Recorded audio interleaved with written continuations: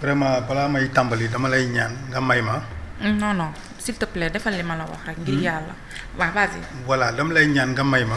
allez-y. vraiment me féliciter l'État du Sénégal. le gouvernement de la République du Sénégal. le président de la République Bassirou Diomaye Diakhar Faye. di féliciter son premier ministre. monsieur Ousmane Sonko. et l'ensemble du gouvernement. ak tous les services yi nga xam ni dañu liggéey ci forum bi passé ñu koy wax fii Sénégal. ah ok bu amoon ñaari fan yi passé. mu nekk une réussite totale. ay record yoo xam ni lu musul am Sénégal. moom la ñu réaliser ci ñaari fan. ci ñaari fan yi fexe nañu ba dajale au Sénégal. 11 772 participants. yu jóge ci 70 pays différents. muy un record. réussir nañu signer 51 projets et conventions d'un montant approximatif du moins de 13 milliards 13 211 milliards muy beneen record lu musul am te li ci gën a yéeme mooy bu njëkk bu ñu daan bu ñu soxla woon des bu ñu amoon des besoins de financement wala ñu soxla ay ñëw investir Sénégal dañ daan dem ay club de Paris ay club de Londres di ko fa négocier mais bii dañoo toog Sénégal woo leen ñoom ñëpp ñu ñëw 11 700 étrangers fu ñu duggee ci réew ci ñaari fan ça veut dire beaucoup de choses hôtel yi ñu ngi dox business bi mu ngi dox. c'est-à-dire c'est des dividendes yoo xam dafay dugg ci biir réew mi. donc lii nekk vraiment une prouesse. boo xam ni képp koo xam ni sénégalais nga te Sénégal ñor la war nga ko vraiment. war nga leen féliciter. ci li nga xam ni def nañu ko. mu nekk loo xamante ni nii nag wax dëgg yàlla bu ñu xoolee ci fan yi passé yàggul dara. y a beaucoup nit ñu bari ñu taxawoon tey naan ñii de. investisseurs yëpp daw nañu Sénégal parce que ñoo fi wax lii ñoo fi wax lee ñoo fi wax lii dafay prouver le contraire parce que li fi dugg keroog ci ay investisseurs masuñu fi dugg donc day prouver le contraire li nga xam ni nit yi ñu ngi ko doon wax jëmale ko ci régime bi donc ñu leen di ñaan vraiment ñi nga xam ni doon nañ toog ci plateau yi di wax loolu vraiment ñu toogaat wax ni dañoo juumoon ci seen analyse boobu beneen bi aussi nga xam ni mun nañ ko ci wax mooy que ni la diplomatie sénégalaise lii dafay wane ni vraiment on a une diplomatie très forte très dynamique parce que boo gisee ñu doon coow naan non avion présidentiel bi dugg na fi tukki yi dafa bari dem nañ fi ni lii mooy le résultat tey 13 200 milliards du ay caaxaan donc la ñu doon dox tey gis nañu njariñ bi quoi.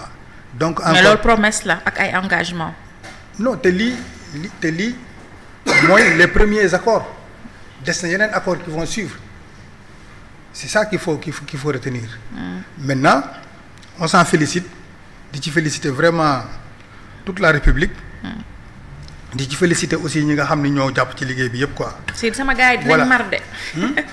ndox bi voilà c'est ça maintenant en passant pour ñëw ci question bi nga doon wax léegi par rapport au cas Aliou Sall. bon man wax dëgg yàlla le cas de Aliou Sall li ma ciy dégg.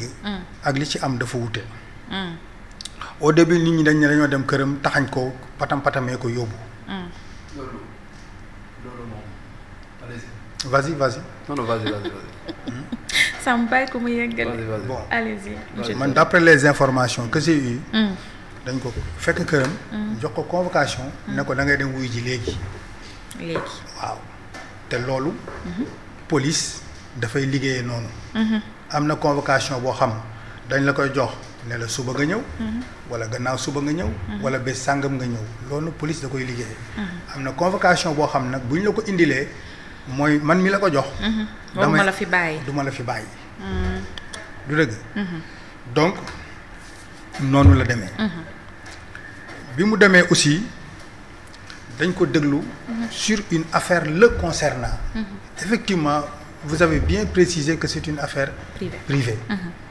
bi mu demee ñu déglu ko. ba pare ci moom dañ ne ko toogal nga xaar foofu la toll. te li indi situation bi. je crois que brossé nga ko ci sa introduction. mooy la CENTIF. ñoom ñoo def un rapport sur ce dossier là. te rapport bi ma préciser que ni. c'est un rapport boo xam ni biñ koy def. c'était pas en 2024. parce que les rapports de la CENTIF de 2024 ne sont pas encore exploités. kii c'est un rapport de la CENTIF boo xam ni biñ koy def. le président Macky Sall moo fi nekkoon. moom moo ko commandé mu astafurlah ñoom lañ ko joxoon. et ñu fàttali aussi la CENTIF ni muy liggéeyee. parce que aussi ñu bëri ñu ngi ci def ay amalgame. CENTIF c'est pas une organisation politique.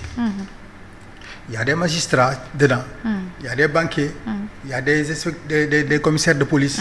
et cetera et cetera ñooñu ñooy def ay enquêtes. CENTIF aussi ñu xamal nit yi ne yamul Sénégal kese. c'est une organisation boo xam c'est international. te dafa jóg pour lutter contre le blanchiment d'argent. et le terrorisme. te CENTIF boobu ni mu amee Sénégal noonu la amee ci réew yu bari à travers le monde. te li ko tax a jóg mooy li ma la wax sànq. parce que aux États-Unis en 2001 bi mu amee les attaques.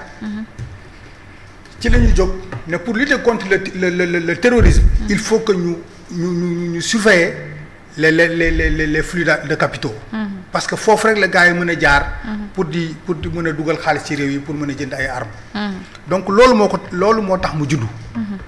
ñu am fii Sénégal comment dirais-je un siège. CENTIF du jóg rek ne xaaral ma dem topp Fatima. non. CENTIF banques yi ñoo leen di def signalement ñoo leen def signalement. ok wala. les notaires. fépp foo xam ni rek xaalis dina fa jaar. ñoom dañu am obligation bu ñu gisee des transactions suspectes. ou douteuses dañu am obligation informer la CENTIF. maintenant CENTIF bu ñu ko informer te balaa ñuy informer CENTIF ñoom seen bopp dañ lay je donne un exemple simple. tey mën nga am sa banque nga am fa un compte ñu ne bon sa salaire mu ngi fay jaar. supposons tu as je dis 300 000 francs 400 000 francs de salaire par mois.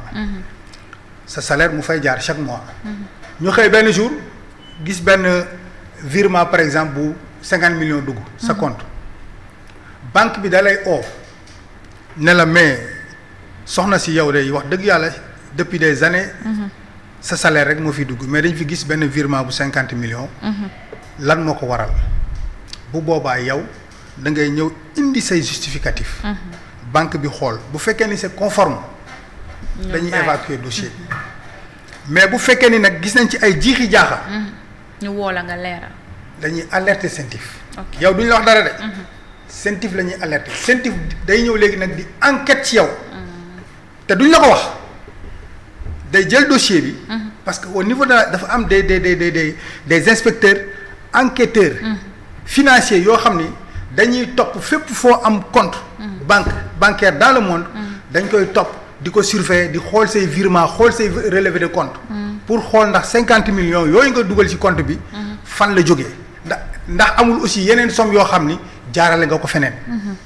bu ñu paree nag seen enquête ba gis ni kat.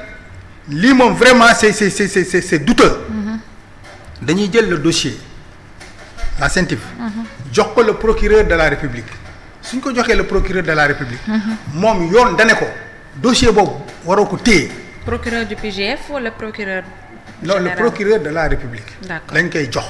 suñ ko joxee. yoon dane ko yow dossier boobu. yow procureur bu ko téye jox ko directement un juge d'instruction mu ubbi une instruction. ci problème boobu. donc c'est un travail très très sérieux. CENTIF nekkul rek day xëy un bon jour rek xool la Fatima neexoo ma wala dégg na benn kii fee rek. mu ñëw nii non ça ne se passe pas comme ça. donc vraiment lii boo gisee moo koy préciser.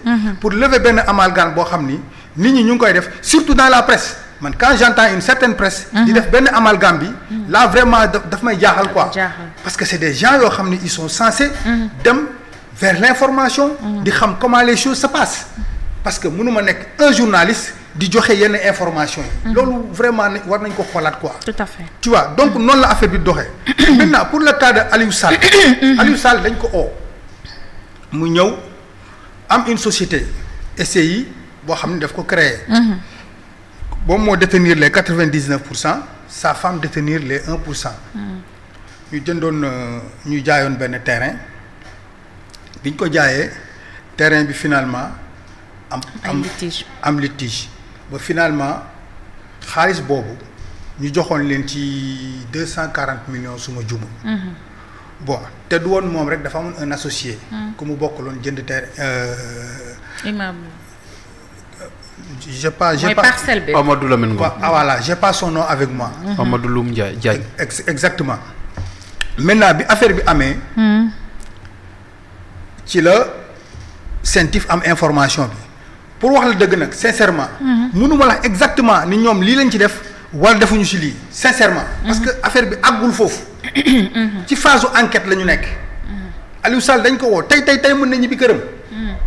biñ ko owee mu ñëw gars yi déglu ko. mu wax. ñu jël dossier bi. teg ne ko da ngay toogal nga xaar. li may wax ni démb la amoon. donc aujourd'hui enquêteurs yi nañ continuer seen liggéey. après jébal ko procureur. après procureur moom moo xam ndax daf koy bàyyi mu ñibbi. ou bien da koy téye. donc lii mooy li nga xam ni. mooy li am ci cas bi. maintenant ñu dégg ci aussi son avocat. vraiment mu def ci manipulation yu dul jeex quoi. Maître El Hadji Diouf. oui. mais on le comprend c'est un avocat bon voilà il fait son job. parce que fi ñu toll nii. du ay moment wu joxe ay preuves. bu demee ba ci juge d'instruction ba ñu instruire le dossier à charge. ba mu taxaw ci le juge de siège bi kii. ci lay indi ay preuves. preuve yi warul commencer par. bu baax par le procureur financier oui. c'est des indices. waaw indice la tudd. waaw mais les preuves juge bi àtte. mu nga koy jox. d'accord. léegi nag mu am aussi ay yeneen yu ñu ci wax ay acharnement xaw ma politique. dugg na fii li ñu fi wax yëpp lan moo ci am lu politique y a rien de politique là-dedans woo nañ ko au moment où je te parle il n'est pas inculpé. kenn waxagu ko lu ñu koy toppee. blanchiment de capitaux. bon blanchiment de waaw exactement blanchiment de capitaux. mais au moment bi ñuy wax nii man ak yow. enquête bi pareegul. parce que moom déjà mu ngi ci loxoy yoon ñu koy enquête. maintenant bu ñu ko enquêté ba pare nag ba ñu jël la décision finale ñu ne kat dañ koy jox un juge d'instruction. wala dañ koy mettre sous contrôle judiciaire wala dañ koy bàyyi mu ñibbi. bu boobaa ñu mën ci wax. mais à l'étape bi enquête bi toll wax dëgg yàlla lii maître El Hadji Diouf di wax moom. amu fi sens quoi. amu fi sens d'accord voilà merci donc ñu toog déglu affaire bi nan lay demee. voilà après lu ci am. est-ce que du acharnement tuuti ndax 400 milliards. ba fi ñuy egsi fii xam nga. moom dafa mel ni daal victime la daal ci nguuru magam. non xam nga. looloo tax ñuy wax ni. génnee say goroog say frère ci mbirum gestion wu état jamono yi lay am solo. xam nga loolu aussi c'est très important. oui parce que souvent. cas yi bu amee rek bu fekkee da nga jël sa famille. dugal leen ci la gestion ci say gestion yow. ëllëg bu amee mënuñu cee génn. mais ñi nga xam ni dans le cadre de leur gestion. moo xam seen ay entreprises privées. wala ay liggéey boo xam état moo leen ko jox. dugaluñ ci seen benn membre de famille. ëllëg bu amee kii kenn du leen woo. parce que y a beaucoup de gens yoo xam ne actuellement ils sont sous les liens de la détention. mais déggoo ñu tudd seen jabar déggoo ñu tudd seen doom déggoo ñu tudd seen benn mbokk. donc il est vraiment beaucoup plus prudent que yoo xam bu ñu koy def. te ñu xam ne ay defkat lañu. ñu bañ ci di dugal suñu ay famille quoi. loolu ñu leeral dina leen muccal ci mel nii voilà benn aussi xam nga. yaa fi indiwaat affaire u 400 mille waaw. fa lañ ko dalee bon loolu ça a fait couler beaucoup d'encre. oui ba fii may wax ci mbirum Petro-Tim. ba fii may wax ni c'est un dossier boo xam ni. pendant dafa laisser beaucoup de zones d'ombre. le premier ministre actuellement moo ko njëkk a signalé. ci livre bi mu bindoon. bon beaucoup de gens en ont parlé surtout pas plus tard ce matin maa ngi dégg Badara Gadiaga. à l'époque mu ci doon def benn commentaire. xam nga traité de comme Aliou Sall de délinquant. xam nga bon li mu ci wax yëpp mënu ma ko ci wax. tu vois mais man daal pour wax ni daal ce dossier là. au moment où je te parle ba léegi y a beaucoup de zones d'ombre et j'espère que le régime actuel. dinañ ko leeral. parce que loolu tamit bokk na. ci li nga xam dafa taxoon nit ñi fal leen. je reviens pour dire que nii Fatima. man li ma fi waxoon la fois dernière laay waxaat. képp koo xam ni jël nga xaalisu Sénégal. bu dee fukki dërëm. laa wax. je n'ai aucun pitié awma benn compassion. ci yow. xaalis bi da nga ko war a delloo. reddition des comptes moom ñëpp a si daan. képp koo xamante ni nii woo nañ la ci problème mu reddition des comptes. nga ñëw ñu xool ni jëluloo nañ la bàyyi nga dem ñibbi. man loolu laa gëm. mais ku ñu oo nag wax dëgg yàlla lañ lay jiñ ñu fekk ko ci yow. na nga ko delloo. kooku moom awma ci moom compassion awma ci moom parce que alalu askan bi. dañ ko soxla. au moment où je vous parle comme ça. am na ay xale yuy jàng dans des abris provisoires. nit yaa ngi ci hôpitaux yu bëgg a faju mënuñoo faju. et cetera et cetera kon mënuñu nangu ay sénégalais comme ñoom. jël xaalisu réew mi di ko fowe. loolu kenn du ko nangu. tout à fait ku fi jël xaalis da ko delloo. justice aussi ñu koy ñaan. képp ku mu jàpp. ku mu woo na ko atte ni mu ko waree atte. lépp luy àqam ak yelleefam. nañ ko respecté. tout à fait man ci foofu laa taxaw vraiment pour répondre ci sa première question. D'accord, merci.